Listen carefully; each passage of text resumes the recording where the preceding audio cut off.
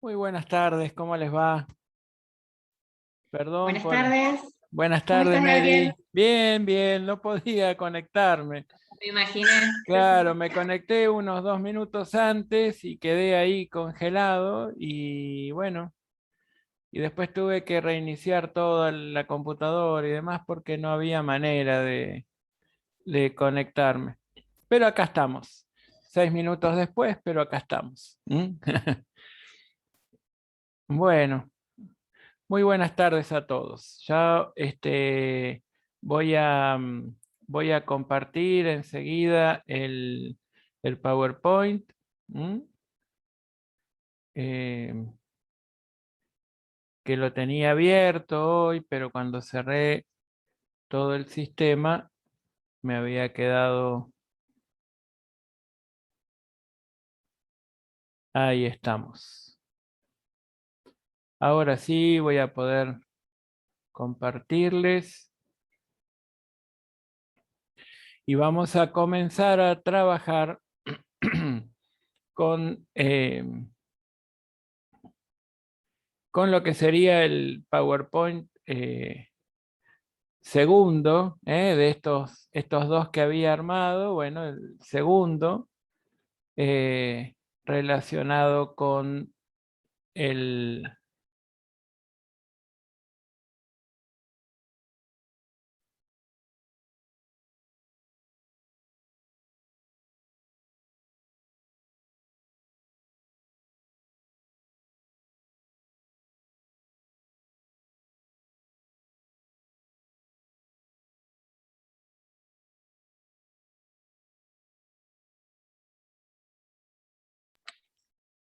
Te quedó silenciado el micrófono, Gabriel. Bueno, les decía, no sé lo que está pasando con mi computadora, que está lento el sistema. Bueno, em, vamos a ver. Aparece una ventana en el medio. ¿Ustedes la ven? Hay como un recuadro amarillo que no tendría nada que ver. Sí, sí, se ve. Bueno, entonces voy a dejar de compartir y voy a compartir nuevamente a ver si esta vez sale mejor.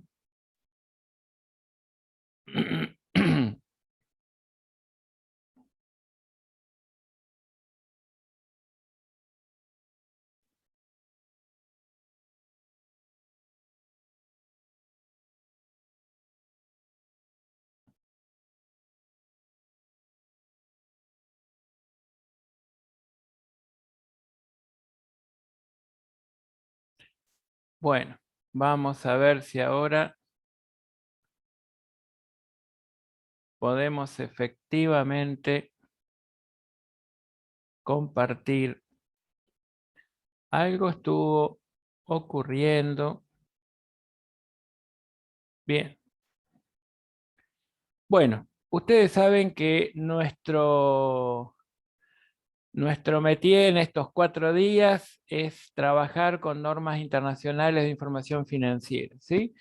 Hasta ahora lo que hicimos fue analizar un poquito todas las cuestiones macro de lo que son las normas NIF y su efectiva aplicación a lo largo y ancho de todo el planeta, en una enorme mayoría de las jurisdicciones, es decir, de los países. Ustedes saben que hay un grupo que desde el punto de vista económico es un grupo importante de entidades que aportan una gran porción del valor agregado en la economía mundial, que justamente eligieron como lenguaje contable el de las normas NIF. Entonces, nosotros identificamos que existen como 3 grupos de normas: son las normas NIF Full, las normas para pymes y las normas NIF para el sector público.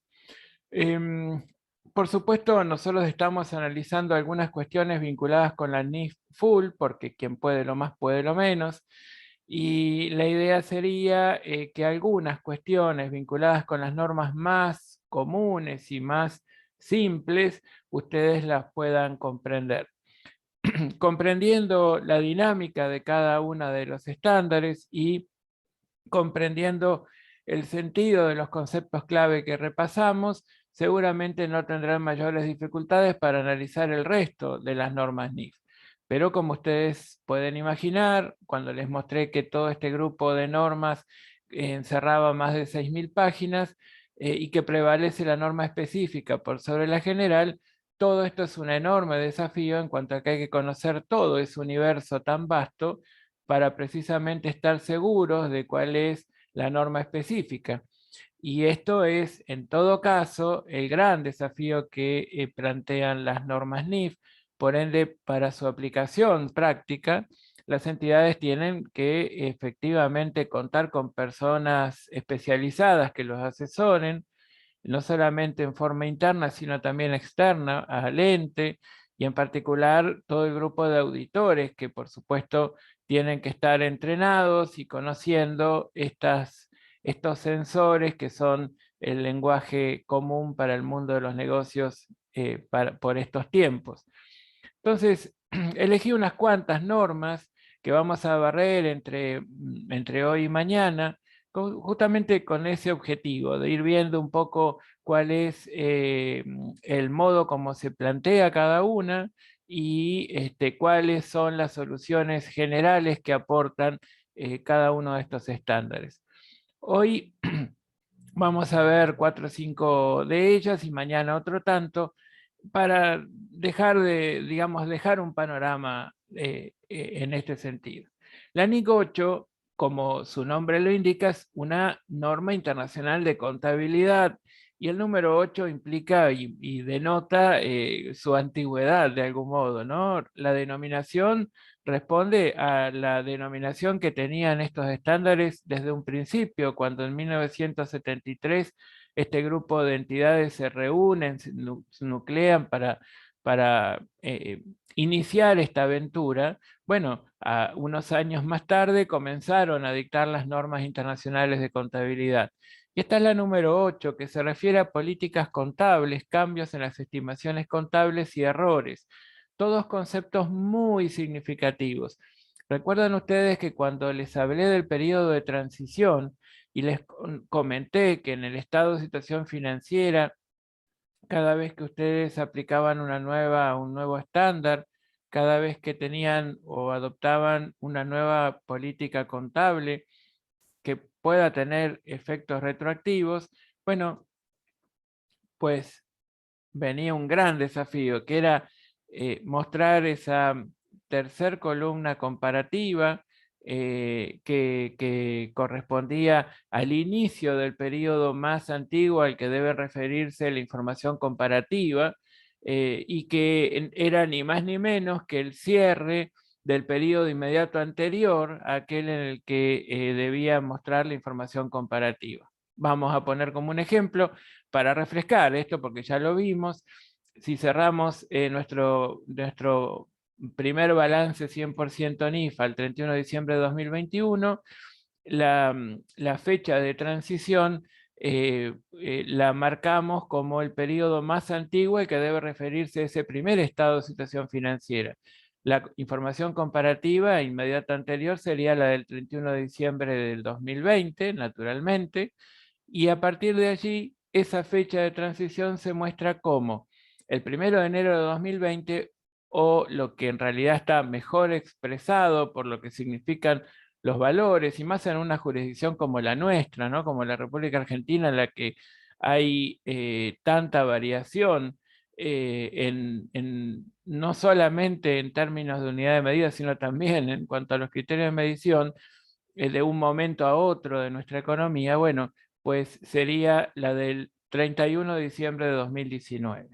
Entonces es muy importante identificar qué diferencia hay entre política contable y cambio en una estimación, porque precisamente el impacto no es el mismo. Entonces vamos a darnos cuenta si, por ejemplo, cambiar un criterio de depreciación de un bien de uso importa un cambio de estimación, un cambio de política contable, o si modificar la medición contable de una cierta partida posterior a la medición inicial representa un cambio en la estimación de la riqueza poseída o es un cambio de política contable. Y este es el contenido de la norma. Ahora vamos a los conceptos clave. Políticas contables la definen los estándares como los principios, las bases, los acuerdos, las reglas, o los procedimientos que toma cada ente al preparar y presentar sus estados financieros. Y errores se los considera omisiones o se los considera como una inexactitud que contiene esos estados financieros de un periodo anterior, producto de haber aplicado incorrectamente, ¿sí? un cierto criterio al confeccionar y emitir un estado financiero, pero considerando que los elementos para evitar incurrir en ese error estaban disponibles al momento de emitir ese estado financiero o esos estados financieros, y que razonablemente se pudieran haber obtenido, ¿sí? Para poder haber evitado incurrir en ese error. El cambio de una estimación contable es una cosa diferente a lo que hablábamos recién por política contable. Miren, el cambio de una estimación contable se refiere a un ajuste en el importe en libros de un activo o de un pasivo que se produce por una nueva valuación del elemento, dice la norma. Es decir, el resultado de una nueva información o de nuevos acontecimientos, por lo cual no es que hemos incurrido en un error. Entonces yo les aporto, ahora que tenemos las tres definiciones, y vuelvo a la diapositiva en donde está la definición de políticas contables, yo les digo, a la luz de estas definiciones, ¿será o implicará una definición de política contable el adoptar, por ejemplo, un criterio de mantenimiento de capital físico o de capital financiero? Desde luego, estamos hablando de una base, de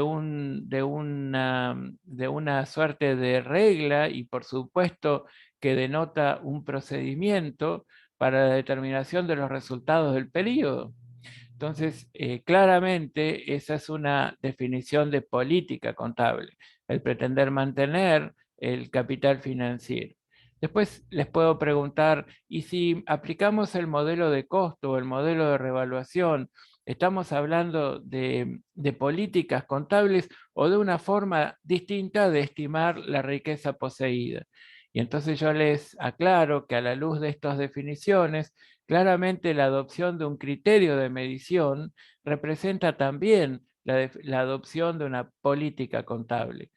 Distinto es el caso de las estimaciones, en donde, por ejemplo, encontramos como un caso típico, representativo de lo que es una estimación contable, el de los criterios de depreciación, en donde solo buscamos una metodología que nos permita estimar de la mejor manera posible el grado de consumo de ese costo en el que hemos debido incurrir para poder disponer de ese bien listo para el uso, por ejemplo.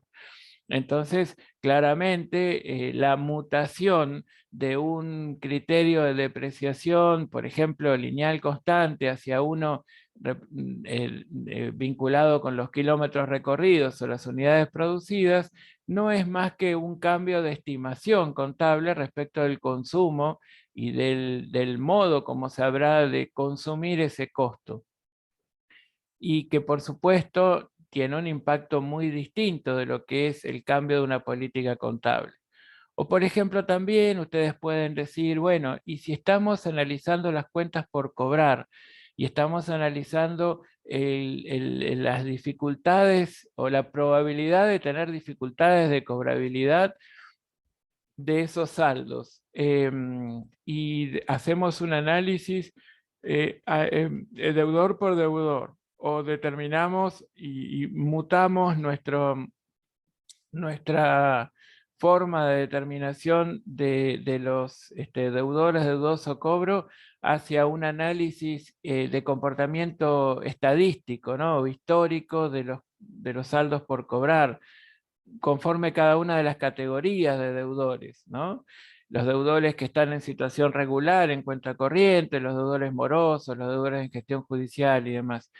Ahí estamos hablando de una estimación o de una política contable. Y claramente es un ejemplo de estimación, porque nosotros lo único que estamos haciendo es estimar de qué manera habrán de comportarse los deudores, pero de ninguna manera estamos fijando una nueva política contable al decidir cambiar el criterio de análisis de comportamiento futuro de los deudores, ¿sí? Si tal vez un análisis estadístico nos resulta más representativo y o importa un menor costo operativo respecto de un análisis saldo por saldo y deudor por deudor. Bueno, esa es una forma como estamos estimando se va a comportar la cartera de clientes, por decirlo de algún modo. Entonces, este estándar 8, esta NIC 8, nos viene a plantear la necesidad de analizar este tipo de cosas que resulta esencial para cuando tenemos que fijar justamente cómo habremos de mostrar el estado de situación financiera. Si el periodo actual con un ejercicio comparativo o dos columnas comparativas.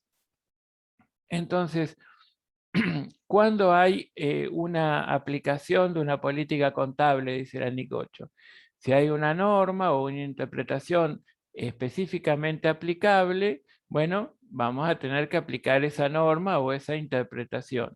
Ahora, si no existe una norma o una interpretación, ¿qué hace la gerencia? Utiliza un juicio en base a los estándares en vigencia y de última, digamos, si no encontrara o encontrara todas zonas grises, digamos, nada muy definido, bueno, pues puede llegar a recurrir al marco conceptual para la información financiera y así definir cómo habrá de aplicar ese nuevo estándar. Ahora, cuando, para que quede bien claro, la norma nos aporta algo muy importante. Cuando una política contable representa justamente eso, ¿no? Y cuando su adopción efectivamente representa un cambio de política contable. Cuando es requerido por un estándar, que claramente eso estará determinado en el cuerpo mismo de estas normas, o cuando los estados financieros, al aplicar esa política contable digamos, con efecto retroactivo, suministran información más confiable, ¿sí? Ahora, cuando no hay un cambio de política contable, cuando esa política contable se aplica a un nuevo tipo de transacción, es decir, hasta acá no teníamos esa necesidad de fijar un criterio sobre estas cuestiones, o bien que esa política contable se refiere a transacciones que existían hasta ahora, pero que no tenían materialidad, es decir, no eran significativas en el grupo general de transacciones de la entidad. Y aquí hay un pequeño cuadro que también nos aporta la norma, en donde nos dicen si hay un cambio de política contable que puede ser voluntario o bien obligatorio. Y ese cambio obligatorio tenemos que ver si hay una norma de transición que tiene efecto retroactivo o prospectivo, ¿sí? O si no hay una norma de transición, pero efectivamente puede tener un efecto retroactivo. Entonces allí es donde tenemos que analizar si va a impactar de aquí para adelante. No tenemos que hacer nada, ¿sí? En términos comparativos. Si aplica y va a impactar hacia atrás, en términos de información comparativa que tengo que mostrar, pues tengo la posibilidad de que haya una norma de transición que me explique cómo hacerlo, o bien que no haya una norma de transición, pero sea obligatorio de aplicar con efecto retroactivo, o bien voluntario, porque puede ser una modificación que yo como entidad haya decidido llevar adelante. Al hacerlo en forma retroactiva, naturalmente voy a tener que ajustar los saldos iniciales de cada uno de los componentes del patrimonio para ese periodo más antiguo, que es el que corresponde a la fecha de transición, y por supuesto aplicarlo en esa tercera columna comparativa que muestra el estado de situación financiera. Pero siempre está la posibilidad de que esta información con casi, digamos, el tercer cierre hacia atrás, ¿no? El cierre que estamos haciendo, el inmediato anterior, y este sería el inicio de aquel o el cierre del inmediato anterior, bueno, sea impracticable. Siempre la posibilidad de acudir al concepto de impracticabilidad para evitar, en todo caso, mostrar esa información, tiene que tener, por supuesto, una base cierta en cuanto a que haciendo el mayor esfuerzo razonable por parte de la entidad informante, no sea posible obtener la información de la que necesitamos disponer para justamente brindar esa tercera información, tercera columna comparativa. Y aquí digamos, yo lo llamo como un salvavidas que nos tira la norma, en cuanto a que si a ustedes les resulta difícil distinguir entre si se trata de un cambio de política contable o un cambio de estimación, deben entender que se trata de un cambio de estimación. ¿Por qué? Porque un cambio de estimación no tiene este impacto sobre el estado de situación financiera y la necesidad de aplicar esa tercera columna, ¿sí? O demostrarla. Bueno, en cuanto a los errores, y esto por supuesto les pido que si hay algo que no les queda claro, por favor me lo dicen, ¿sí? Yo mientras tanto continúo, porque bueno, es mucho lo que tenemos para trabajar, a pesar de ser muy poquito en el universo de normas lo que vamos a trabajar en solo 4 clases. Profe, ¿eso puedo hacer una pregunta? Claro, Juan Manuel, sí, por supuesto. Ahí con la última filmina, si no se distingue entre si es un cambio de política o de estimación. Estoy con los ejemplos que diste sobre las mercaderías, supongamos, y la amortización. En un principio me suena que la estimación es por algo externo, es por algún método nuevo, o no es decisión del ente cambiar, sino que hay alguna otra forma de hacerlo mejor, o que las normas hayan dispuesto un nuevo método, entonces vos tenés que cambiar cómo medís tu patrimonio. No sé si me expliqué. En cambio, la Sí, política Juan. es decisión tuya.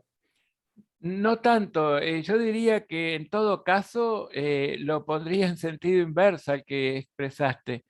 Ah, Yo bueno. diría que muchas veces un cambio de política viene dado por el imperio del nuevo estándar, que recordemos, tiene que tratarse de una política contable que tengo que aplicar a transacciones que no estaban, que no existían, o transacciones que tenían un cambio, digamos, un impacto muy menor, para que a pesar de tratarse de un cambio de política contable, yo no lo considere tal. Pero normalmente un cambio de política contable es algo que viene más dado desde el exterior que desde la decisión del propio ente, excepto en el caso en que nosotros mutemos un criterio de medición. Entonces, supongamos que estábamos trabajando con el método de revaluación y de repente mutamos hacia el modelo de costo. Bien. Bueno, en ese caso, nosotros tenemos un cambio de política contable por una decisión interna propia del ente emisor, y es cambio de política. El cambio de estimación, en cambio, generalmente es o deriva de una decisión interna de la entidad. ¿Cómo vamos a hacer para estimar el posible, la posible,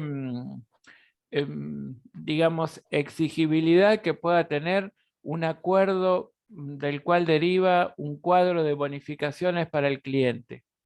¿Cómo voy a hacer si todavía en cuanto a los hechos posteriores al cierre no logré reunir la evidencia? ¿Cómo voy a hacer para estimar el comportamiento futuro de ese cliente? ¿Voy a trabajarlo en función de comportamiento estadístico, histórico del cliente o no? ¿Cómo voy a hacer para estimar el grado de probabilidad de ocurrencia de no cobrar una porción de las cuentas por cobrar? Y lo puedo hacer de una manera o de otra. ¿Cómo voy a hacer para evaluar el grado de consumo del costo de un cierto activo? Para entonces mostrar la depreciación. Te das cuenta que, y todos advertirán, que todos estos responden más que nada a decisiones internas de la entidad.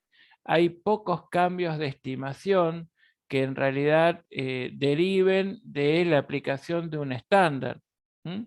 Ahora, esta diapositiva a la que me hiciste volver tiene mucha importancia porque ustedes pueden decir, bueno, ¿y cuál es la zona gris en la que en realidad podemos llegar a acudir a esta diapositiva, digamos, a la definición que esta diapositiva trae consigo?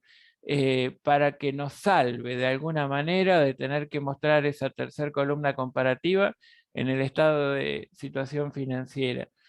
Y tal vez cuando el cambio se trate de un cambio de política, pero bueno, no es muy importante el impacto que esas transacciones tenían hacia atrás, ¿no? Analizándolo en términos históricos, pero tampoco es que eran despreciables, ¿sí? Entonces no es que se trataba de algo insignificante, tampoco algo material, ¿no? Que ya no tengamos dudas que sea significativo.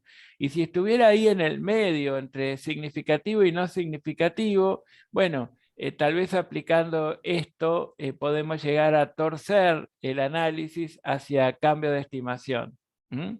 Pero en fin, es para situaciones así, zonas grises. ¿Está bien, Juan? Bien, muchas gracias. Al contrario, gracias a ti por las preguntas siempre muy oportunas. Bueno, este concepto de impracticabilidad ya varias veces lo trabajamos y ahora también se los comenté. Entonces podemos seguir hacia esta pequeña ejercitación en donde yo les planteo situaciones y ustedes me dirán a viva voz si se trata de estimación o de cambio de política contable. Fíjense que la dirección de un hotel cambió los planes estratégicos y como resultado, las habitaciones tendrán que ser restauradas dentro de 2 años en lugar de 4, con la consecuencia de que el periodo de 7 años en los cuales se amortiza la restauración decreció. Entonces cambiamos los planes estratégicos del hotel. Ahora tenemos que restaurar las habitaciones en 2 años en lugar de 4. Y bueno, y ahora el periodo de 7 años en los cuales amortizábamos estos bienes, ahora decreció. Ese periodo es menor. Entonces les pregunto, ¿es un cambio de estimación o un cambio de política contable?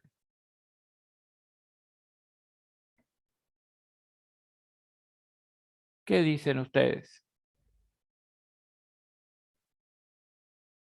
Tendría que ser un cambio de estimación, profe, ¿no? Porque es un plan estratégico. Sí, señor, es un cambio de estimación. No estamos hablando de ninguna decisión de fondo en términos de aplicar una regla, un procedimiento, una base de determinación totalmente diferente y aún con efecto retroactivo. No estamos hablando de nada de eso. Sino estamos estimando cómo habrá de consumirse el costo que significa el periodo durante el cual el costo de esas habitaciones debería ser tomado como depreciado, justamente para generar en el patrimonio una reserva que de algún modo permanece oculta capaz de permitirnos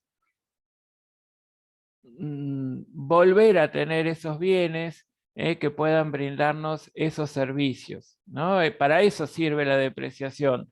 Uno va generando una reserva en el patrimonio a través de la imputación a costo y de estos resultados de esa porción del costo consumido, con el fin de lograr que al fin de la vida útil económica disponga de los recursos en el activo bajo distintas formas, ¿sí? Expresados esos recursos, de tal modo que podamos reponer ese bien que lo necesitamos para el desarrollo de la actividad principal.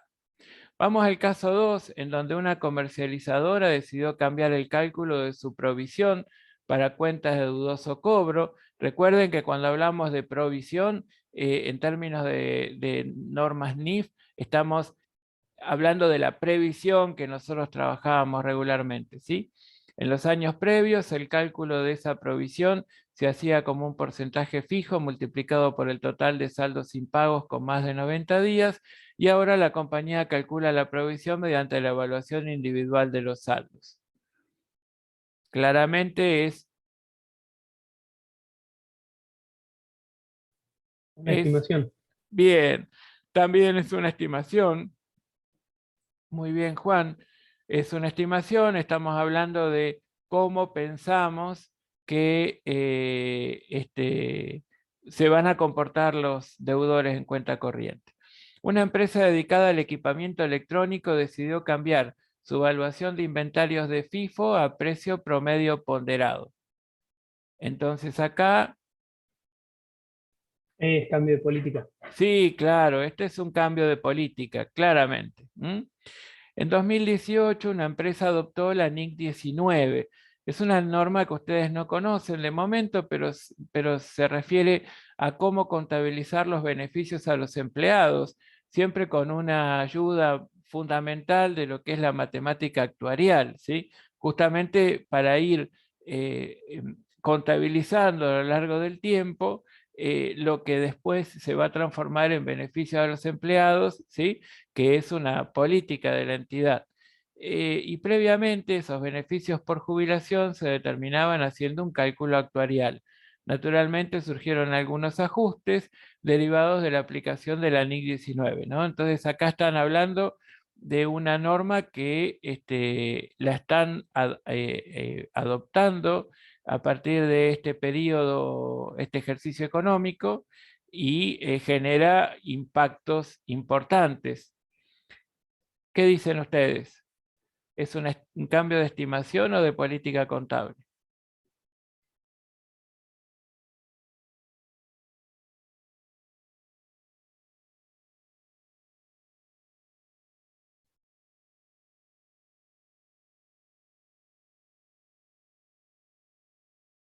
Uy, están con muchas dudas, ¿o no? El único que contesta es Juan. Bueno, Alexander también aportó lo suyo. Para mí es un cambio de política contable, pero no estoy tan seguro igual. Ajá. Porque es la aplicación de un nuevo procedimiento para determinar los beneficios a sus empleados. Sí, Y si señor, genera ni un más ni impacto, menos.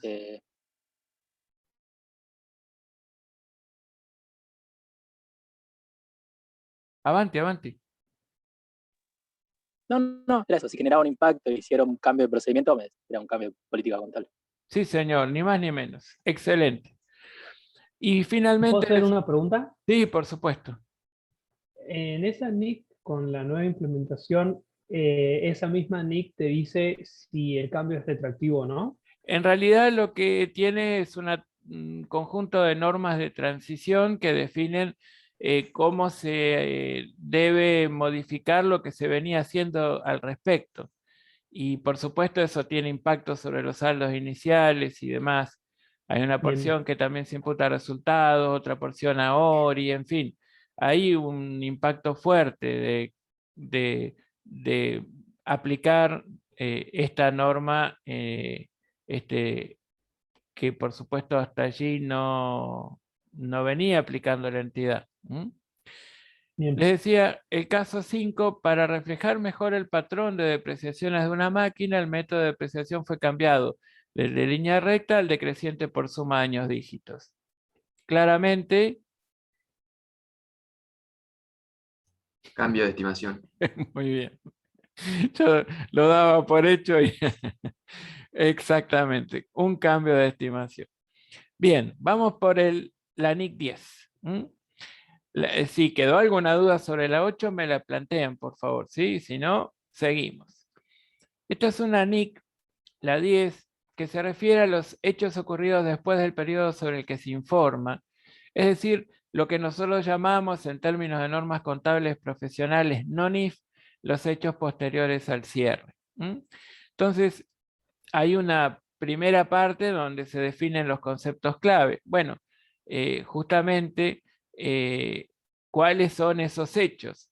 Son todos los eventos, ya sean favorables o desfavorables, que se generaron entre el fin del periodo sobre el que se informa y la fecha de autorización de los estados financieros para su publicación. ¿Cuál es esa fecha de autorización? Entonces, bueno, antes de esto, ¿cuál es esa fecha? Y la fecha de autorización es la fecha en que se permite que se aprueban los estados para su consideración por parte del órgano de gobierno, ¿no? Entonces, por ejemplo, el órgano administrador, que es el directorio de una sociedad anónima o la gerencia en una SRL, aprueba esos estados financieros ad referéndum, digamos, o los pone a consideración de la asamblea de socios, ¿sí? O el órgano de gobierno de la firma. Entonces allí es el punto en el que terminan ese periodo de hechos posteriores al cierre. Ahora, ¿qué tipos de eventos se pueden dar como hechos después del periodo sobre el que se informa? Bueno, aquellos que suministran una evidencia de situaciones que ya existían, ¿no? Entonces nos permiten mejorar las estimaciones que nosotros pretendíamos hacer. Por ejemplo, nosotros decíamos, yo no sé si Juan o Pedro, Juan me va a pagar 10 o 20 pesos.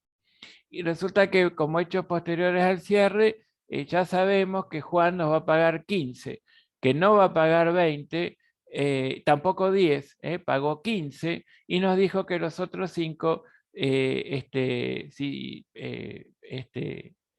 está en condiciones, no está en condiciones de pagarlo ni es su pretensión. Entonces, si esto fuera así, nosotros teníamos que estimar el grado de incobrabilidad de esa cuenta con este cliente. Bueno, hay un hecho que nos da evidencias suficientes como para mejorar esa estimación. Y después están los que corresponden a nuevas situaciones, pero que sin embargo pueden llegar a ser importantes de conocer para el decididor o para el usuario tipo al que está destinado ese juego de estados financieros. Entonces, si bien son situaciones que resultan imputables al nuevo ejercicio económico que se inició, la verdad es que respecto del ejercicio económico que acaba de terminar, le resulta interesante conocer su existencia. Entonces, a nivel de ajustes no va a tener ninguna implicancia, pero sí seguramente a nivel de revelación, porque vamos a tener que mostrar al usuario tipo la existencia o la ocurrencia precisamente de ese hecho. Y aquí les pongo un poco en ejemplo, con fechas, lo que acabo de decirles. Supongamos que al 31 de diciembre del 2020 cierra ejercicio, entonces en febrero del 21 se emite el borrador que el 18 de marzo el directorio lo autoriza para publicación. ¿Qué significa autorizar para su publicación? Que es, digamos, algo que pueda hacerse valer frente a los terceros, no aún, porque hasta allí es una rendición de cuentas del administrador del negocio social hacia el órgano de gobierno. esa es como la primaria función de un juego de estados financieros. El órgano que está designado para administrar y para llevar adelante los objetivos de la entidad, bueno, le rinde cuentas a los socios o accionistas. Y estos reciben ese juego de estados financieros el 1 de abril y el 15 de mayo los aprueban en un ámbito que es el ámbito competente, que es la Asamblea General Ordinaria. Fantástico. Entonces quiere decir que el 18 de marzo es el momento en el que termina el de los hechos posteriores al cierre, ¿sí? Y entre los hechos que ocurrieron entre el 18 de marzo y el 15 de mayo ya no forman parte de los hechos posteriores al cierre, ¿de acuerdo? Entonces, muchas veces yo les puedo plantear en bueno, se les puede plantear en la práctica a ustedes, ¿y qué pasa con esto tan importante que ocurrió el 1 de abril, ¿no? No sé, no sé, se incendió la fábrica y ya no tenemos posibilidad de seguir trabajando. Bueno, eso es obvio, muy importante que lo sepan los usuarios tipo, pero claramente yo no puedo mostrarlo en los estados de publicación como una nota, porque, bueno, la rendición de cuentas ya había sido girada a consideración de los accionistas. Entonces, bueno, tendré que ver la manera de hacerlo llegar esa gigante novedad a los usuarios tipo, pero de ninguna manera a través de este juego de estados financieros, ¿sí? Y bueno, y si después tenemos el ingreso de los estados financieros al ente de control, ¿no? Supongamos a nivel provincial la Inspección General de Justicia, nosotros decimos, bueno, aquí está la documentación legal y contable del ejercicio económico número tal, le llevamos el juego de estados financieros, le llevamos el acta de aprobación de ellos y de la gestión del directorio que bueno, lo hizo el órgano de gobierno, le llevamos, en fin, todo lo que hay que llevarle al organismo de control. Bueno, esto es algo que está por fuera de lo que es el periodo de hechos ocurridos después del periodo que se informa. Bueno, esto es lo mismo que les había dicho y recuerdan que les había comentado que había dos tipos de hechos posteriores, los que implican ajustes y los que no implican ajustes. Dentro de los que implican ajustes tenemos una suerte de no sé si decirles listado, pero de detalle que a veces la NIC 10 nos aporta respecto de digamos, hechos que precisamente se refieren o son ejemplos de esto que está advirtiendo el estándar. La resolución de un litigio judicial después de la fecha de cierre, que al confirmar a la empresa que tenía una obligación presente en la fecha de cierre, lo obliga a realizar un ajuste en la provisión que había reconocido, o bien que reconozca una provisión en lugar de revelar un pasivo contingente por nota, ¿sí? Recuerden que el pasivo contingente es el pasivo con probabilidad de ocurrencia que catalogamos como posible y no como probable, en consecuencia no se registra, solo de ser significativo el impacto se genera una nota a los estados financieros. O la recepción de información después de la fecha de balance que indique el deterioro de un activo o la necesidad de ajustar una pérdida por deterioro, ¿sí? Esos pueden ser ejemplos que implican ajustes. La quiebra de un cliente que pudo haber ocurrido después de la fecha del balance, bueno, es muy probable que sea un indicador muy contundente acerca del grado de probabilidad de ocurrencia de cobrar esa cuenta. Entonces, seguramente va a implicar algún ajuste. Y la venta, a ver, no sé si ustedes, bueno, sí, porque yo en algunos momentos les he comentado qué significa la quiebra, ¿no? Pero la quiebra viene como es como el resultado de un proceso que se inició bastante antes que es una situación de cesación de pagos que lo lleva a un concurso de acreedores por la imposibilidad de cumplir con todas sus obligaciones al vencimiento. Entonces nuclea a todos, reúne a todos los acreedores y les dice, bueno, señores, ustedes tienen derecho a cobrar tanto dinero, de esta manera, de esta manera, de esta manera, yo solo puedo pagar esto y de esta otra forma. Quien acepta bien y quien no acepta puede pedir la quiebra, y la quiebra significa que se van a liquidar todos los recursos de los que tiene la entidad y cancelar las obligaciones conforme a un orden de prioridades que lo establece la propia ley. Hay acreedores quirografarios o privilegiados y hay otros acreedores que son, digamos, comunes. Y en consecuencia, primero se liquidarán, se cancelarán las deudas con los accionistas que tienen privilegio de cobro, por ejemplo, los empleados de la firma, y luego los que tienen algún tipo de respaldo de esas acreencias, y finalmente los acreedores comunes en la medida que alcancen los recursos, ¿sí? Bueno, ¿y qué pasa con los hechos que no implican ajuste? Bueno, por ejemplo, la reducción en el valor de mercado de las inversiones que se pudo haber dado entre la fecha de cierre y la fecha de autorización de los estados para la publicación, que corresponda a circunstancias imputables al periodo que está transcurriendo, más no el que acaba de finalizar, ¿sí? Entonces, bueno, esos son hechos que corresponden al ejercicio en curso.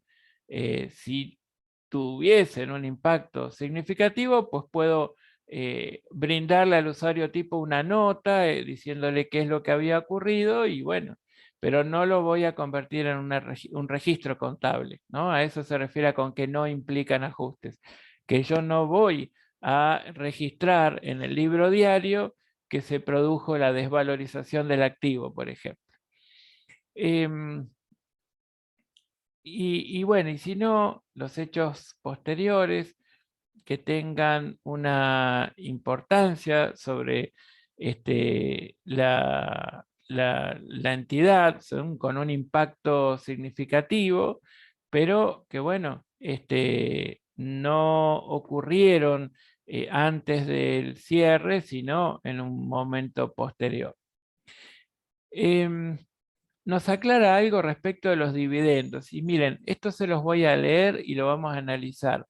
Dice que si después de la fecha de cierre de ejercicio se proponen o declaran dividendos para los poseedores de instrumentos de capital, la empresa no debe reconocer esos dividendos como un pasivo en la fecha del balance. Esta es una aclaración que ustedes ahora que ya trabajaron patrimonio neto y demás van a decir, pero ¿cómo va a aclarar esta obviedad?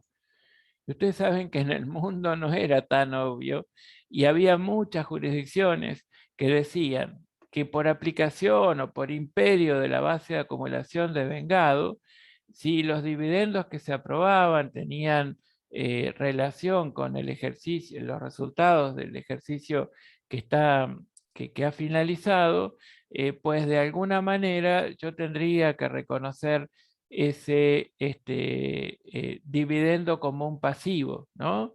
A la fecha de cierre de ejercicio. Entonces tengo que manejarme con estimaciones, obviamente estimaciones, cuál es la política de aplicación o de aprobación de dividendos de la entidad. Por supuesto, una política que aplica el órgano de gobierno, no el de administración. Pero que de alguna manera genera un compromiso de la entidad y por ende tiene un impacto sobre el capital de trabajo. Y en consecuencia, como tiene un impacto sobre el capital de trabajo, la idea era no, que de no hacerlo, de no incluirlo en el pasivo a la fecha de cierre de ejercicio, estaríamos como ocultando un compromiso que tiene la entidad con los accionistas, producto de los resultados obtenidos en ese periodo que se está cerrando. Bueno, el estándar aclara que no, porque nosotros lo que hacemos es determinar los resultados del periodo y en un momento posterior se reúnen los accionistas y deciden cuál va a ser la retribución que los poseedores de instrumentos de capital van a tener por la inversión que han hecho. Y eso se va a reconocer como un pasivo en el periodo en el que se aprueben, pero no en el periodo que estamos cerrando y respecto del cual esos resultados han sido determinados, ¿no? Entonces ahora lo leemos de vuelta y nos vamos a dar cuenta de qué estamos hablando. Dice que si después de la fecha de cierre se proponen o declaran dividendos para los poseedores de capital, la empresa no debe reconocer tales dividendos como un pasivo en la fecha del balance. Entonces, esto que para algunos será una verdad de perogrullo, para otros les puede abrir un poquito o generar dudas acerca de, uy, y esto no era algo que debiéramos haber venido aplicando y no lo hacíamos nunca. Bueno, está aclarado que esto, que por supuesto se da después de la fecha de cierre, no debía ser reconocido como un pasivo a esa fecha. Después aclara que no se deben aplicar los supuestos de negocio en marcha si a la fecha de cierre el ente intenta liquidar o digamos, dejar de desarrollar la actividad o no tiene ninguna alternativa realista a liquidar o cesar, es decir, está obligado a hacerlo, ¿sí? Y ahora sí, en el supuesto que estas circunstancias se dieran, bueno, va a tener que revelar en notas esta circunstancia, decir de qué manera han medido activos y pasivos y razones por las que no se dan el precepto, digamos, de negocio en marcha. Entonces, aquí les pregunto, el equipo contable de la Patagonia Argentina S.A. terminó con el proceso de preparación de los estados financieros el 31 de diciembre del año 2020, el 18 de febrero del 2021. Y el directorio los aprueba el 22 de febrero de ese mismo año. La Asamblea General Ordinaria, por su parte, expresa su conformidad el 18 de marzo.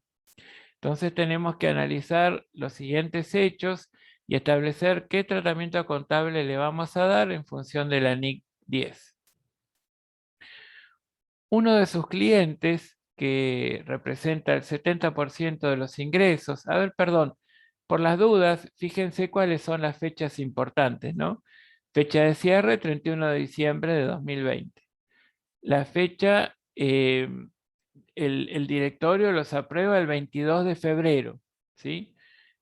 Porque terminar con el proceso de preparación el 18 de febrero y que lo apruebe el directorio el 22 de febrero, incide en el corrimiento de ese hecho de periodos posteriores al periodo que se informa, de esos 4 días, porque en realidad ese periodo termina cuando el directorio los aprueba justamente para ponerlo a consideración del órgano de gobierno. Después el órgano de gobierno los aprueba el 18 de marzo. ¿Sí? Esas serían como las fechas clave. Entonces, una vez que todo esto ya lo hayan anotado, vamos a los casos. Uno de los clientes, que representa el 70% de los ingresos por ventas anuales de la sociedad, informa a la gerencia el 18 de febrero la decisión de cambiar de proveedor, importando los productos comprados a esta, dado la baja del tipo de cambio de la moneda extranjera. En la visita final, los auditores externos detectan inconsistencias en las conciliaciones bancarias y ajustes a los saldos bancarios de diciembre del año 20, no explicados por el departamento contable ni por la gerencia, por valores que representan el 15% del resultado del ejercicio 2020. Entonces, dado estos dos hechos, les pregunto cuál sería el tratamiento del primero de ellos. Recuerden las fechas. Recuerden el caso. Vamos al primero.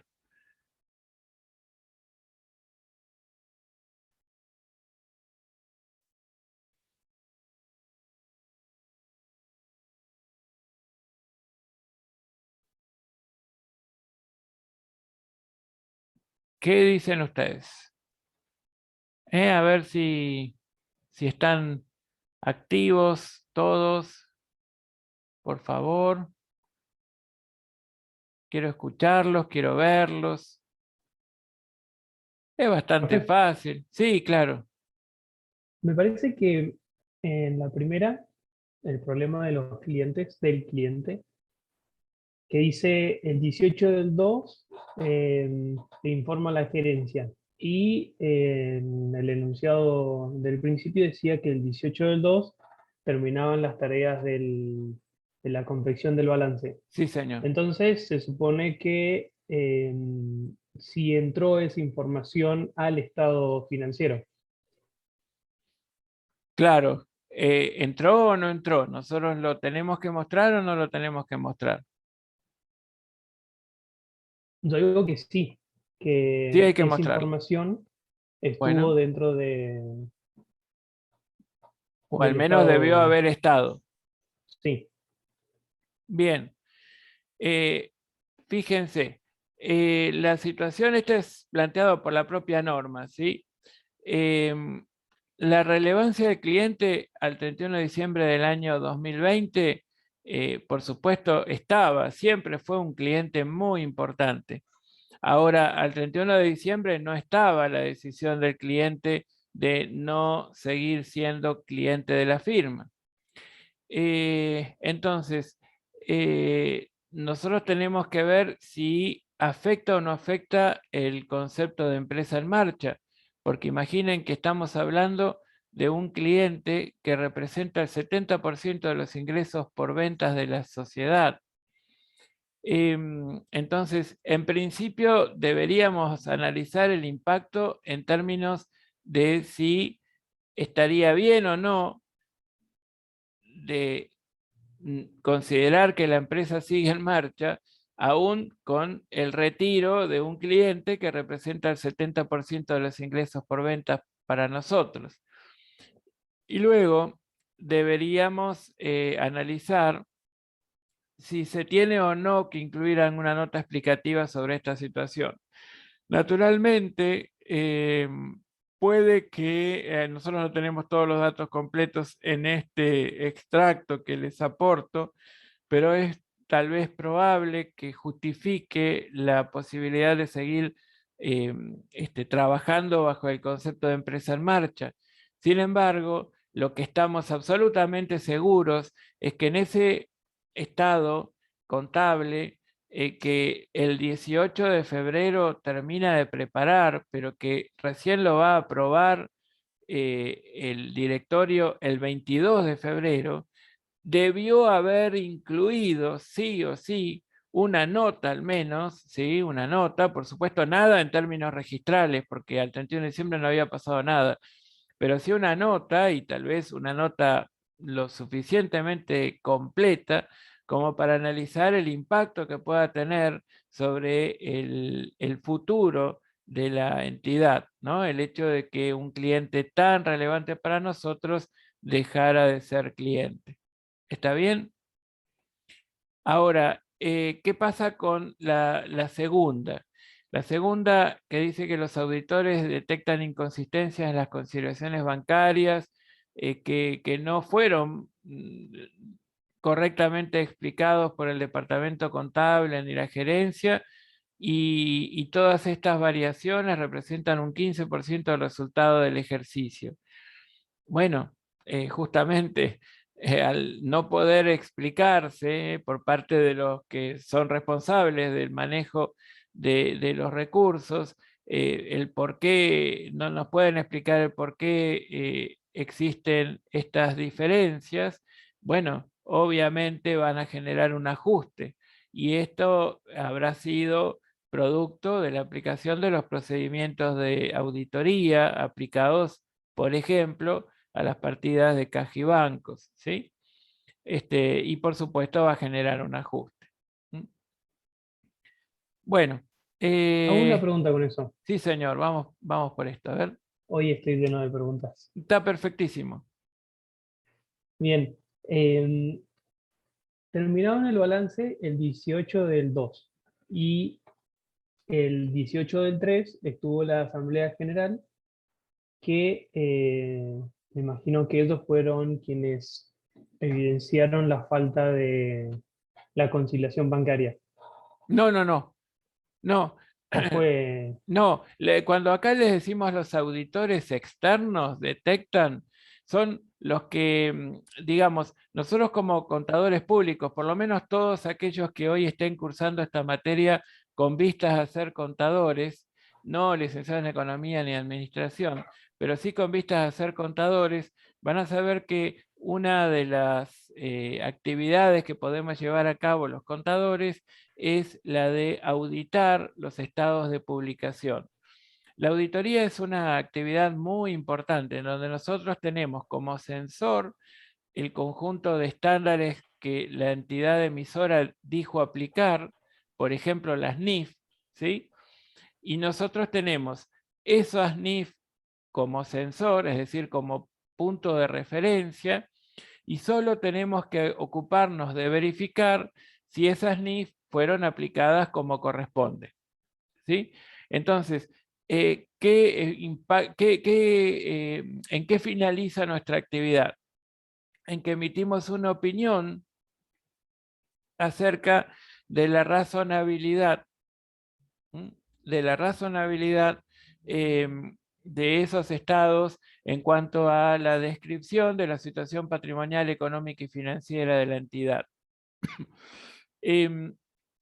Y con esa opinión, ¿qué logramos? Logramos validar esa información de algún modo para que los terceros usuarios tipo de esa información a los que está destinado ese conjunto de estados financieros puedan confiar en esa información, ¿sí? Entonces, cuando hablamos de una visita final de los auditores externos, son por supuesto personas que están trabajando antes de poder terminar justamente esos estados financieros y ponerlos a consideración del órgano de gobierno primero y de los terceros ajenos al ente después. Entonces, estos auditores externos no son los socios y tampoco son los que, no sé, evalúan la información contable para analizar el grado de riesgo desde el punto de vista de un analista de riesgos bancarios, por ejemplo. No, no. Son los que dicen si aplicamos o no aplicamos correctamente las normas NIF, por ejemplo, ¿no? Si nosotros afirmáramos en el grupo, en el conjunto de estados financieros que fueron confeccionados conforme a las normas NIF, bueno, ellos lo revisan y del informe surgirá si es verdad o es mentira eso.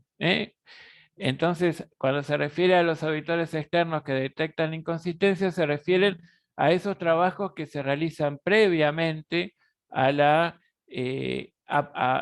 emisión y aprobación por parte del órgano de administración de lo que son los estados financieros. Porque para los administradores también el informe del auditor es el que va a validar en definitiva a esa rendición de cuentas que le hacen al órgano de gobierno y a través de él a la sociedad toda. Bien, gracias, esa era mi duda, porque no sabía cuándo era la fecha en especial, si el directorio lo había aprobado, entonces eso no sé si era antes o después. Ahí respondí la pregunta, gracias. Bueno, al contrario, Juan, a ti por hacerla. Es muy, muy importante esa función y es muy importante distinguir quién es quién en todo este proceso. Bueno, ahora vamos a continuar con la NIC 2. La NIC 2 es una NIC muy interesante también, es una norma relacionada con los bienes de cambio, que se lo llama inventarios, se lo llama existencias, un poco de acuerdo a quién es el que traduce esa norma. Pero bueno, la denominación más común es la de inventarios, ¿sí? Prescriben justamente el tratamiento contable para los inventarios y el monto del costo que se va a reconocer como activo. Ahora, en la parte de alcance se refiere a para qué tipo de situaciones no debemos aplicar la NIC 2, ¿no? Entonces, en el párrafo 3, este numeral 3 es numeral 3 es una denominación alternativa de párrafo, ¿sí?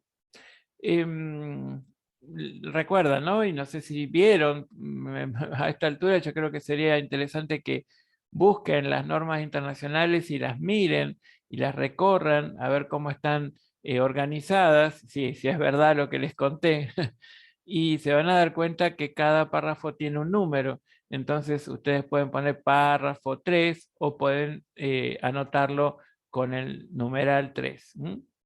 ¿Y para qué tipo de inventarios no es aplicable el criterio de medición que nos proporciona la NIC 2? Para los productores de productos agrícolas y forestales, para los productos agrícolas luego de la cosecha o la recolección, para productos minerales y de los propios minerales, en la medida que sean medidos por su valor neto realizable con cambios en resultado. Y para los intermediarios que comercian materias primas cotizadas, en la medida que midan sus inventarios al valor razonable menos costos de venta. Todos estos son criterios que hoy tal vez les resulten un poco, digamos, nuevos, sí, desde luego, pero muy sencillos de darse cuenta a qué nos estamos refiriendo. Dice que en el caso de los intermediarios que comercian materias primas cotizadas y que miden los inventarios a valor razonable menos costos de venta, los cambios en el valor razonable menos costos de venta se tienen que reconocer en resultados. Y a que, bueno, no se aplica a obras en curso provenientes de contratos de construcción, a algunos instrumentos financieros y activos biológicos y productos agrícolas para los cuales existe la NIC 41. ¿Qué son los inventarios? Que acá es una definición muy parecida a la de los bienes de cambio que nosotros manejamos regularmente. Son todos los mantenidos para la venta en el curso ordinario de los negocios, mantenidos para su venta, que están en proceso de producción para esa venta, o que representan materia prima o materiales que se van a consumir en el proceso de producción o prestación de servicios, excepto los anticipos para su adquisición. No vamos a incluir los anticipos por la compra de ninguna de estas partidas en ningún caso, ¿sí? Va a representar un derecho de la entidad contra el proveedor, pero de ninguna manera una partida que integre el grupo de inventarios. Esta es una diferencia con respecto a las normas contables profesionales NONIF. Pero lo demás, la verdad es que no hay grandes modificaciones. Fíjense, inventario es un activo mantenido para la venta en el curso ordinario de los negocios, es decir, representativo o, digamos, vinculado estrechamente con la actividad principal del ente, o que estén en proceso de producción, o que sean materias primas que se van a incorporar a ese proceso de producción o prestación de servicios. ¿Y cómo se van a medir? Bueno, inicialmente al costo, desde luego, y en un momento posterior al costo o al valor neto realizable, el menor. Estas son digamos, este es un criterio de medición que tal vez a algunos les pueda hacer, digamos, acordar de algo que habíamos trabajado hasta ahora. ¿A qué les hace acordar esto? ¿Sí? Esto del costo o valor neto realizable, el menor. Hoy están. Solo Juan, Solo Juan está activo. Y un poquito, a ver, Alexander, y no quiero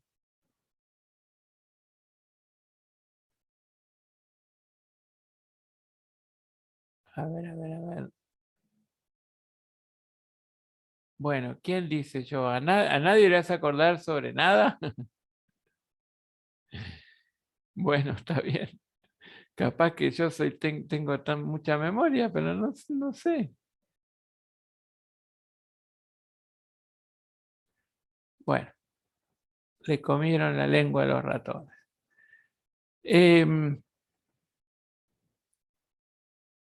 Voy a hablarles un poquito sobre todos los conceptos que están allí y después vamos a volver a la carga.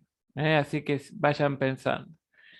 Cuando hablamos de costo, hablamos de los valores de compra y de conversión. Y ustedes recuerdan o recuerden que cuando hablamos de costo, hablamos del efectivo, equivalentes de efectivo aplicados para la compra, o el valor razonable de la contraprestación entregada, que esos eran los conceptos de costo. Es la definición de costo para las normas NIF, y que no hace falta discriminar los componentes financieros en tanto estos respondan a condiciones habituales de contratación. Solo tenemos que discriminar los resultados financieros e imputar los resultados en función del periodo transcurrido cuando exceden de las condiciones habituales de contratación, ¿no? Salen de ellas, se alejan de esas condiciones. Incluye entonces el precio de compra, el costo de compra y de conversión incluyen el precio de compra, todos los aranceles de importación y otros impuestos no recuperables, los transportes, almacenamientos, algunos directamente atribuibles a la compra, materiales y servicios. Los descuentos, y por supuesto se van a descontar del costo, todas las rebajas que uno pueda lograr en términos de volumen, uno lo va a descontar del costo. Y la conversión o costos de conversión son los directamente relacionados con las unidades producidas. Después están los costos indirectos que se van a distribuir considerando la capacidad normal de producción, y los costos indirectos que no son posibles, que no es posible respecto de ellos distribuir, y que van a ser considerados gastos del periodo. Bueno, aquí es lo que les aclaraba sobre el concepto de costo. Profe, Sí, señor. los no distribuibles son, me suenan los no identificables. Los costos, a ver, los indirectos no distribuidos. Sí, me suenan los no identificables. No, cuando hablamos de una partida no identificable, estamos hablando de una partida que no se pueda vender separadamente al resto de los bienes. Entonces, Claro. nosotros decíamos activos no monetarios identificables o no identificables. Ahora, los costos indirectos son aquellos costos que no resultan posibles de apropiar a una unidad de costo. Y que, ¿por qué? Porque se incurre en ellos para realizar tareas que puedan ser comunes a distintos centros de costos, ¿sí? Ahora, hay costos indirectos que son susceptibles de distribución, y ellos, bueno, por supuesto, se tendrán que distribuir en función de la capacidad normal de producción, que eso ahora tenemos un pequeño ejemplo numérico para poder entender lo que significa capacidad normal de producción.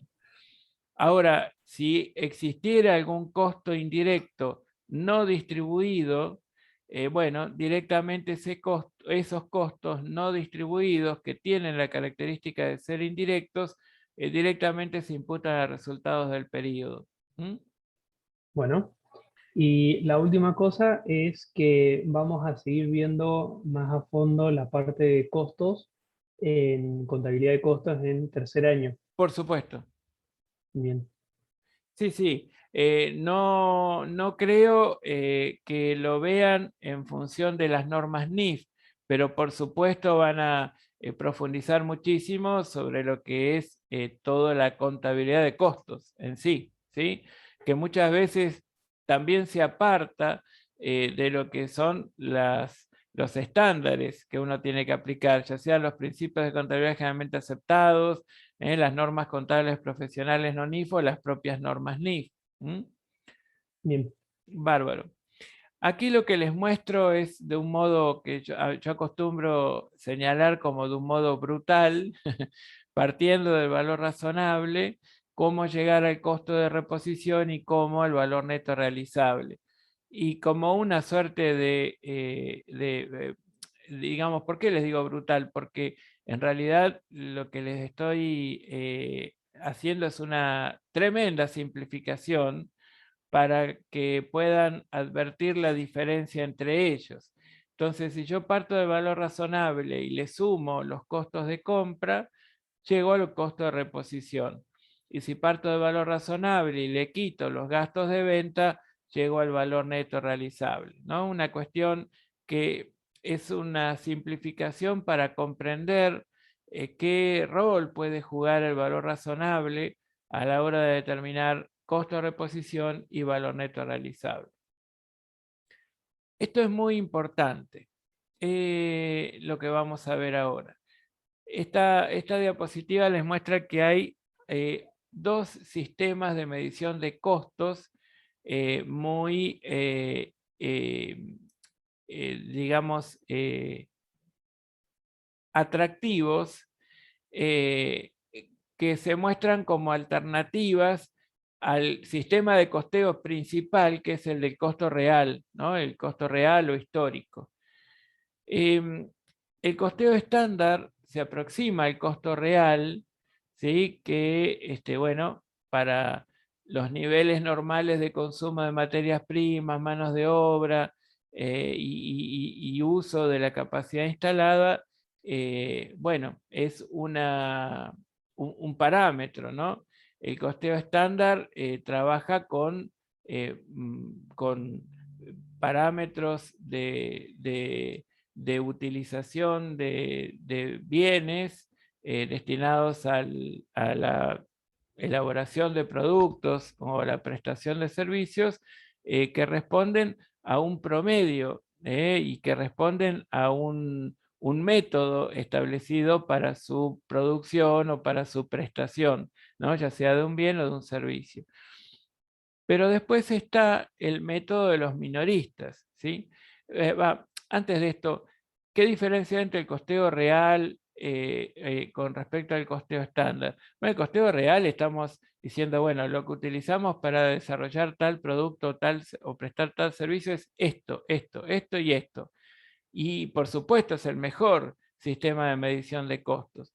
Pero ante determinadas circunstancias en que eso no se pueda dar, tenemos estas alternativas. El costeo estándar es uno y el método de los minoristas es el otro. ¿Y a qué se refiere el método de los minoristas? ¿Cuándo se puede aplicar? ¿En qué situaciones se puede aceptar? Cuando estoy trabajando en un comercio al por menor, es decir, cuyas ventas están principalmente destinadas a los consumidores finales, ¿sí? En donde vendo muchos artículos con una gran rotación, es decir, estamos vendiendo una cantidad muy importante de unidades de artículos que son similares, pero respecto de los cuales resulta o impracticable o sin embargo muy costoso, al menos muy costoso, poder llevar el costeo de esos bienes en función del costeo real o del costeo estándar. Entonces, ¿de qué manera podemos analizar el costo de cada uno de ellos? Bueno, partiendo del precio de venta y quitándole el margen bruto de ganancias que ese precio de venta incluye. Y esto es, digamos, es algo aceptado para determinar el costo de los productos solo en este caso. Este método de los minoristas solo se puede admitir ante estas circunstancias. Un comercio al por menor de muchos artículos muy similares entre sí y con gran rotación. Entonces yo, en lugar de analizar el costo de cada producto, ya sea en términos de costo real o de costo estándar, yo parto del valor de venta y le quito el margen bruto de ganancia para poder determinar el valor de costo. ¿Y cuáles son las fórmulas de costo que permiten las normas NIF y cuál no?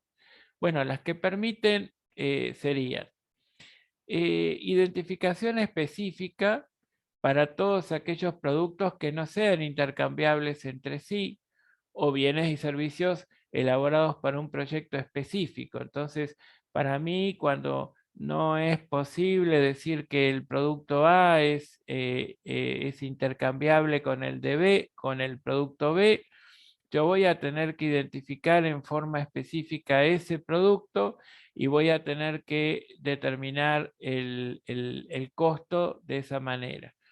Para todo el resto, que no, que sí presenten las características de ser intercambiables entre sí, o bienes y servicios que no están producidos para un proyecto específico, puedo trabajar con primero entrado, primero salido o precio promedio ponderado.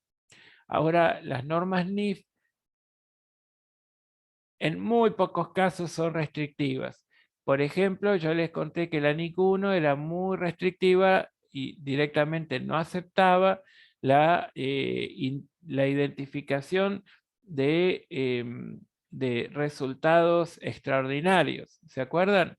Que era como una mala palabra en el marco de las normas NIF. Bueno, también es algo así como mala palabra pretender aplicar el método LIFO, es decir, último entrado, primero salido, porque dice no representar fiablemente el flujo real de las existencias.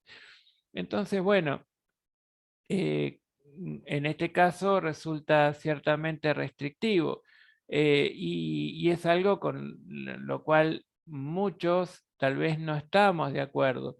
Y claramente el último entrado, primero salido, para ciertos bienes o servicios, representan el mejor método para determinar el costo de lo vendido y también el valor de las existencias finales, porque lo último que entró es lo primero que salió y porque representa realmente el flujo real de las existencias, ¿no? Y la verdad es que no entiendo, y muchos no entendemos, y esto lo analizamos suficientemente, el porqué de esta restricción. Si ustedes se van a, digamos, se dedican a leer los fundamentos de las conclusiones, entienden qué jurisdicciones esgrimieron qué razones para prohibirlo, pero en fin, creo que con no muy feliz fundamentación. Ahora, la fórmula de costos, acá les preguntamos, ¿no? Fórmulas de costos diferentes o igual. La norma nos aclara, o la NIC 2 nos aclara, que el ente va a usar la misma fórmula de costo para los inventarios que tengan una naturaleza similar, pero para los inventarios con una naturaleza diferente puede aplicar otras fórmulas de costo, también diferentes. Entonces, para algunos tendrá que aplicar identificación específica, para otros FIFO, para otros precio promedio ponderado, ¿sí? Y esto se puede dar conforme grupos homogéneos de bienes, ¿no? En términos de naturaleza. ¿Y qué pasa con el análisis de desvalorización de inventarios? Bueno, nosotros tenemos que hacer un test de recuperabilidad de los inventarios. ¿Y cómo hacemos? Bueno, lo medimos en función del valor neto realizable. ¿Y cómo lo determinamos? Lo calculamos para cada bien o para cada grupo homogéneo de bienes, ¿sí? ¿Qué pasa con los productos intermedios? los productos intermedios, como las materias primas, no se van a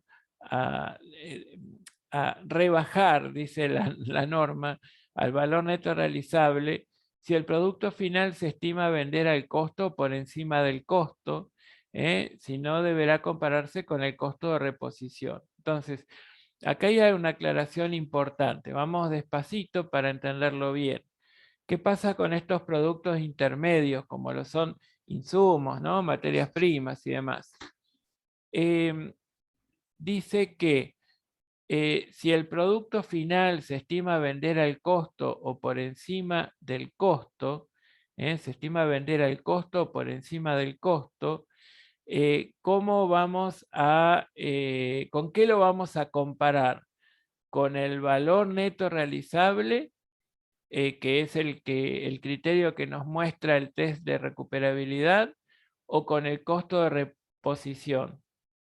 Entonces aquí lo que nos aclara es que nunca lo vamos a comparar con el valor neto realizable, sino con el costo de reposición, en la medida que ese producto final que construyamos utilizando o aplicando esos insumos, esas materias primas, estimamos venderlo al costo o por encima del costo.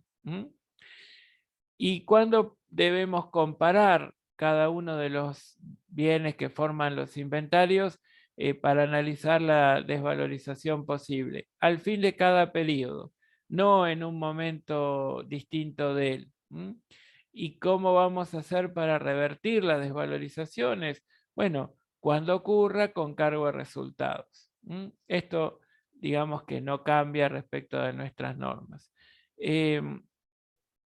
Y esto es cuando dejaron de existir las circunstancias que causaron la desvalorización o hubo un incremento en el valor neto realizable, ¿no? Entonces, tomamos como un nuevo valor contable el menor entre el costo original y el valor neto realizable revisado. Esto es considerando el criterio de medición de las existencias. ¿De acuerdo?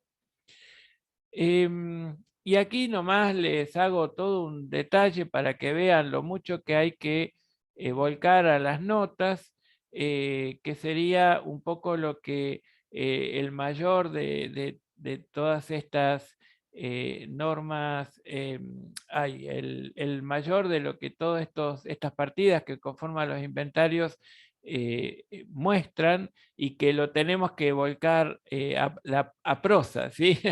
Entonces, ¿qué tenemos que revelar respecto de los inventarios?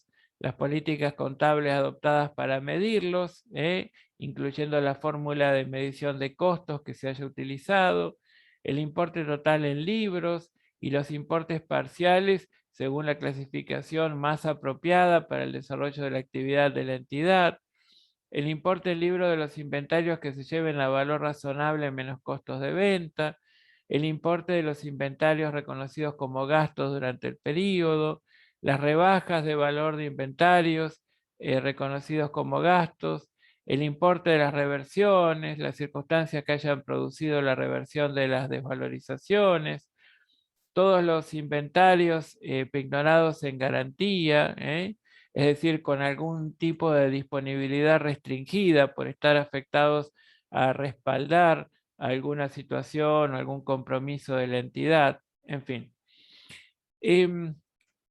Acá les muestro un ejercicio relacionado con lo que hablábamos hoy como el nivel de producción normal, ¿no? Entonces, aquí tenemos y cómo distribuir ciertos costos indirectos.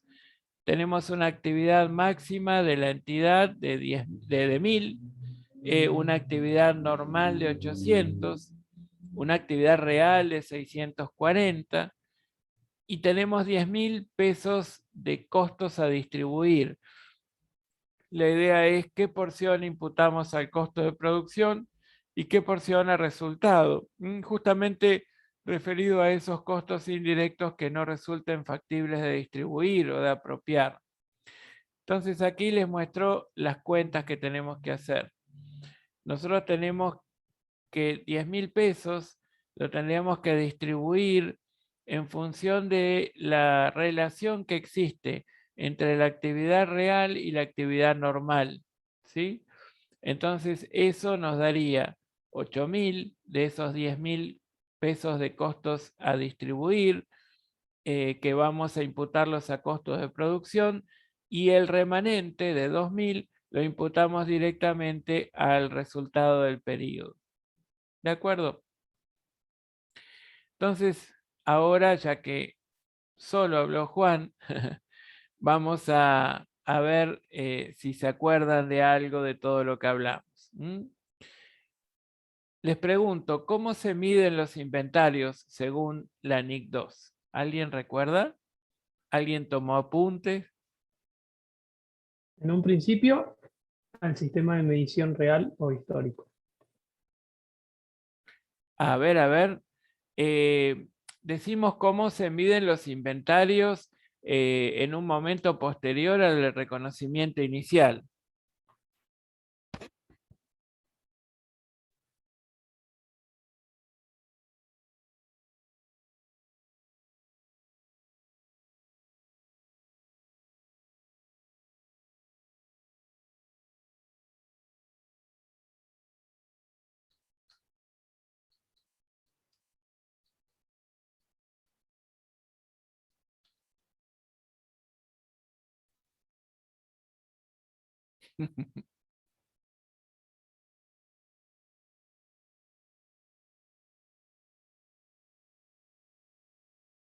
Ah, está bien. Esa parte me la salté y no la anoté. Ahí está, bueno, pero está muy bien. Al costo o al valor neto O no realizable, el menor, ¿sí? Al costo, al valor neto realizable, el menor. Bueno, vamos a la otra pregunta, que era, ¿qué método de costeo debe usarse para los bienes que no son intercambiables entre sí? Según la NIF, permite la identificación específica. Impecable, sí señor. ¿Y para el resto de los inventarios? Le dan las opciones de FIFO o PPP. Eso mismo. O primero entrado, primero salido, o precio promedio ponderado. Muy bien, Juan. ¿Qué imputación contable corresponde realizar si se mide el cierre por valor neto realizable al ser menor que el costo?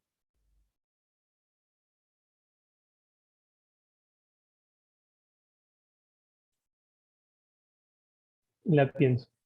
Sí, claro.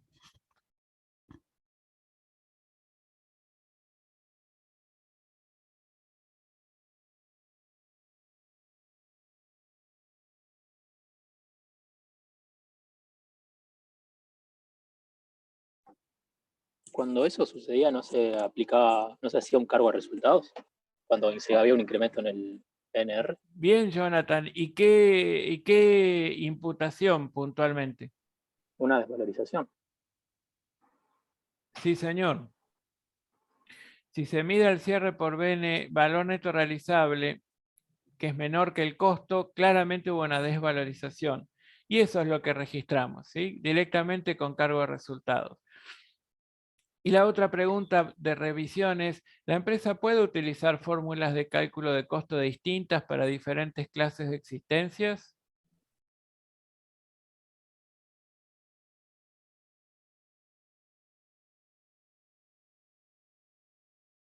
Sí, sí puede. Sí puede, claro que sí puede. En realidad, habíamos dicho que no era posible en la medida que se trate de bienes de igual naturaleza, pero cuando estábamos hablando de partidas que representan bienes claramente diferenciables, no había ningún problema para que usemos cálculos o fórmulas de costeo distintas. Muy bien. Gracias a Juan y gracias a Jonathan, ¿sí? Los dos activos, únicos activos. Bueno, ahora vamos a ver la NIC 16, pero nada más que un ratito, porque me gustaría retomar mañana con esto y verlo un poquito más en profundidad. Como ya faltan unos minutos, la verdad es que prefiero que lo terminemos de ver mañana. Propiedades, miren, avancé quería señalarles, miren cómo identificamos con una palabra en plural y dos palabras en singulares la traducción del nombre de esta norma: propiedades, planta y equipo. El objetivo entonces de esta NIC 16 es prescribir el tratamiento contable de las propiedades, planta y equipo, de tal forma que los usuarios de los estados financieros puedan identificar todas las inversiones que el ente realizó en ellos y todos los cambios que deban registrarse respecto de ellos. Entonces vamos a ver el reconocimiento de los elementos de propiedades, plantas y equipo, cómo determinar el valor contable al cierre y los cargos por depreciación y las desvalorizaciones que tenemos que reconocer. ¿A quiénes no se aplica esta norma NIC 16? A las propiedades, plantas y equipo clasificadas como mantenidos para la venta, para lo cual hay una norma muy específica, que es la NIF 5, activos no corrientes mantenidos para la venta y operaciones discontinuadas. Miren, esta NIF 5 ha inspirado la NIC 31, la RT 31 nuestra, ¿sí? Que justamente trae al grupo de normas contables profesionales no-NIF el modelo de revaluación que copió de la NIC 16 y a su vez la clasificación de activos no corrientes mantenidos para la venta que se muestran dentro del rubro otros activos en caso de corresponder en digamos, la descripción del activo cuando se realizan en función de ese grupo de normas, ¿no? De normas contables profesionales NONIC. Después los activos biológicos relacionados con actividades agrícolas distintas a las plantas productoras, que para lo cual existe la NIC 41, y el reconocimiento y medición de activos para exploración, como para lo cual ya está la NIF 6, que se llama Exploración y Evaluación de Recursos Minerales, y bueno, y todos los derechos mineros y reservas minerales como petróleo, gas natural y recursos no renovables similares. ¿Qué son los elementos que conforman las propiedades, planta y equipo? Son bienes que se utilizan en la producción y suministro de bienes o servicios para ser arrendados a terceros o para la propia utilización de la entidad, que tienen, por supuesto, relación con la actividad principal de la entidad en forma estrecha y que se espera utilizar durante más de un periodo. Uy, miren esto. Se espera utilizar durante más de un periodo. Aquí quiere decir que digamos, se distingue bastante de la definición de bienes de uso en las normas contables profesionales NONIF. Nosotros aquí en Argentina decimos normalmente que no se consume ni agota con el primer uso, pero de ninguna manera se lo restringe a que deba tener una vida útil superior a la del ejercicio en curso. Y esto es bastante restrictivo, porque ciertos bienes que podrían ser calificados dentro de propiedades, plantas y equipo por la primera parte de la definición, no lo pueden ser por esta parte final. Entonces una matriz que por ahí sirve para desarrollar productos durante un cierto tiempo, pero por ejemplo vinculados con una temporada, pero no para bienes de todo que se construyan durante todo el año, bueno, lo tengo que imputar a resultados, no lo puedo considerar un elemento de propiedades, planta y equipo. Y esto es ciertamente restrictivo. Igualmente se van a dar cuenta que a lo largo y ancho de todas las normas NIF van a encontrar miles de restricciones en cuanto a la activación, hay una fuerte tendencia a la imputación a resultados de las erogaciones en las que se incurren a lo largo del ejercicio, en realidad, ¿sí? Bueno, esta es una más. ¿Cómo se reconocen? Bueno, como todos los bienes que integran el activo, por el costo. En la medida, por supuesto, que cumpla con la definición de activo, que sea probable que los beneficios económicos futuros fluyan en favor del ente y que el costo se pueda medir en forma fiable. Después, lo que la NIC 16 trabaja es algo que es propio de los elementos de propiedades, plantas y equipo, que puede haber erogaciones posteriores al momento de reconocimiento inicial que tal vez deban activarse o que tal vez deban imputarse resultados. Y este es el caso de las mejoras, las reparaciones, el mantenimiento, ¿no? Que después lo vamos a ver. Hay, en cuanto al reconocimiento inicial, algo muy importante. Todos los repuestos y equipos auxiliares se incluyen en inventarios y después se transfieren a resultados cuando se consumen, excepto los repuestos estratégicos, ¿sí? Que se puedan utilizar en más de un periodo, pueden ser considerados elementos de propiedades, planta y equipo. Entonces, aquí llamamos repuestos estratégicos, a aquellos que tienen una importancia económica, bueno, digamos, reconocida como significativa, ¿sí? Y que tienen una participación vital en la posibilidad de que esa partida pueda seguir cumpliendo y brindando los servicios que se espera de ellas, ¿sí?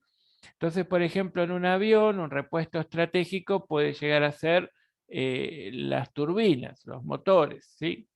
Un repuesto estratégico en un tractor pueden llegar a ser cubiertas de repuesto o aún el propio motor. En fin, y así podemos seguir brindando ejemplos en distintos tipos de bienes de uso. Ahora, ¿qué se hace con ellos, no? Mientras tanto, lo vamos a mostrar como un elemento de propiedades, plantas y equipos. Sí, naturalmente no los vamos a depreciar, pero sí los podemos mostrar dentro de ellos. Ahora, si esos repuestos o equipos auxiliares solo se pueden utilizar en conexión con un ítem relacionado a propiedades, plantas y equipo, también se registran como tales, ¿sí? Como les dije, el concepto de costo se aplica plenamente a ellos, efectivo, equivalentes de efectivo o valor razonable de la contraprestación entregada, que esta es la forma de medir el costo en las NIF. ¿Y qué conceptos incluye? Bueno, naturalmente el precio de compra, que incluye impuestos de importación y cualquier otro gravamen no recuperable, que se deduzca de él cualquier descuento o reembolso que pueda hacerme de la operación, el interés implícito en los pagos diferidos, le tengo que sumar el interés proveniente de financiaciones de terceros, en los casos de elementos de propiedades, plantas y equipo con procesos de construcción prolongados en el tiempo, que en ese caso es igual que en las normas contables NONIF. Vamos a sumarle la estimación de costos de desmantelamiento y remoción del bien y restauración del sitio, que es algo muy importante, ¿sí? Para lo que hace al cumplimiento del rol social de la entidad en cuanto a la preservación del ambiente. Le sumamos los costos de bienes adquiridos con motivos ambientales o de seguridad y cualquier otro gasto o costo, que en realidad gasto dice la norma, pero en cuanto a su traducción, el sentido es costo, atribuible a la ubicación y condición necesaria para la producción. Esto es en términos generales como los que integrarían el costo de un elemento de propiedades, planta y equipo. Cuando termina el proceso de activación de costos Bueno, simplemente cuando la dirección entienda que ya están en el lugar y condiciones necesarias para operar en la forma prevista por ella. Entonces, cada entidad decidirá cuál es el momento de finalización del proceso de activación en orden a esta decisión tomada por la dirección. Cuando ya se encuentre ese elemento de propiedades, plantas y equipo en el lugar y en las condiciones necesarias para operar conforme lo había definido la dirección. Ejemplos de erogaciones que no forman parte del costo. Y miren esto porque les va a llamar la atención a algunos de ellos. Los costos de apertura de una nueva instalación productiva. Los costos de introducción de un nuevo producto, incluyendo los que tienen que ver con publicidad y promoción. Los costos de apertura del negocio en una nueva localización geográfica o relacionados con un nuevo segmento de clientela. Y por supuesto, los costos de administración y otros costos indirectos generales. Ninguno de ellos pueden ser activados, ¿sí? Ninguno de ellos. De alguna manera, en esta armonización de las normas contables profesionales con las normas NIF, que ya hace muchos años en Argentina se inició, hay un acuerdo sobre todas estas cuestiones. Pero en fin, algunas tal vez le llame un poco la atención. ¿Y qué tiene que ver, digamos, o cómo trabajamos estos costos de desmantelamiento, ¿no? Y de rehabilitación del sitio en el que emplazamos un elemento de propiedades, planta y equipo? Se llaman obligaciones de retiro de activos, ¿no? Estos que se identifican como ORA, obligaciones de retiro de activos. Bueno, se reconocen como un costo de propiedades, plantas y equipos si es una obligación legal o si lo convertimos en una obligación por decisión de la propia decisión nuestra, ¿no? De la propia entidad. No importa que una norma lo exija o no lo exija, para nosotros es imprescindible incurrir en esos costos. Para eso usamos la mejor estimación del costo de cancelación de esa obligación de retiro de activos.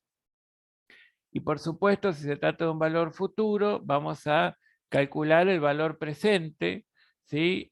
Conforme a una tasa que, bueno, yo acá no voy a abundar en detalles por los conocimientos, el resto de los conocimientos que tienen ustedes, pero voy a utilizar una tasa para determinación del valor presente que sea representativa de los riesgos específicos de la obligación de retiro de activos. Y lo voy a ajustar a la tasa de descuento a la fecha de cada reporte. A medida que vaya efectuando los reportes, voy a ir recalculando esta obligación de retiro de activos y su valor actual o su valor presente. ¿De qué manera los podemos medir al cierre? Y con esto terminamos por hoy, ya mañana retomaremos. En base a dos modelos y en este orden de, no sé si decirles de prioridad, pero digamos que el método tal vez preferible por parte de la NIC 16 es el modelo de costo, que sería el costo menos la depreciación acumulada y por supuesto menos la desvalorización que pudo haber tenido la partida. Y si no, el modelo de revaluación, que por supuesto implicaría trabajar con el valor razonable, menos la depreciación acumulada y menos las desvalorizaciones que se podrían haber ido detectando.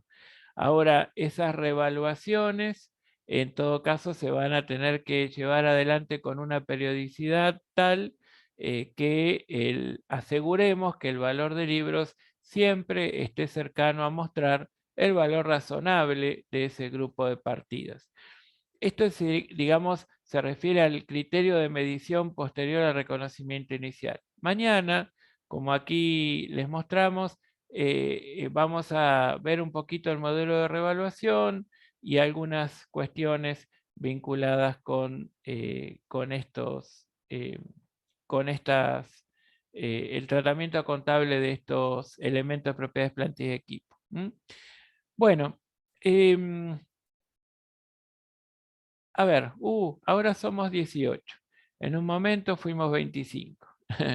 No sé si en el medio tenían otros compromisos, pero me gustaría que este tipo, digamos, de conocimiento de los que estamos hablando, de lo que hemos hablado la semana pasada, de lo que hablamos hoy y hablaremos mañana, ustedes lo consideren o le den la debida importancia, porque de no conocer este lenguaje internacional, disciplinar, pues probablemente solo puedan hacer la contabilidad de una muy pequeña, de una muy pequeña entidad que no tenga absolutamente ningún tipo de proyección nacional ni internacional.